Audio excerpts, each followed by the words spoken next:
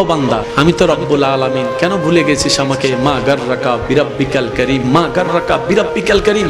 যারা 2 মিনিট ভালোবাসে তাদের জন্য তুই কলিজা কাইটা দেস, আর আমি যে 24 ঘন্টা তোরে ভালোবাসি, যত্ন নিই, আমার কথা কি তোর একবারও মনে পড়ে না রে বান্দা? একবারও কি মনে পড়ে না?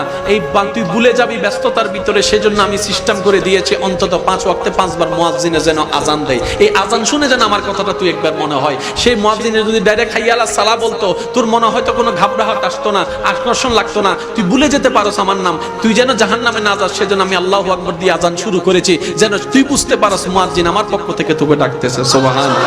ও বান্দা, মা গাররাকা বিরাব্বিকাল কারীম, আমি কি তোকে সকালে নাস্তার ব্যবস্থা করে দিই নেই? তোর বউয়ে, তোর মা, তোর বোনে হয়তো রান্না করেছে, রেডি করেছে, কিন্তু নাস্তার রিজিকটা তো আমি দিয়েছি, পাউরুটির রিজিক হওয়া তো আমি দিয়েছি, পানিটা তো আমি দিয়েছি, খাওয়ার নিয়ামত তো আমি দিয়েছি, পাকস্থলী তো আমি দিয়েছি, হজম শক্তি তো আমি করিয়েছি। বান্দা সুবহানাল্লাহ। ও বান্দা, তুই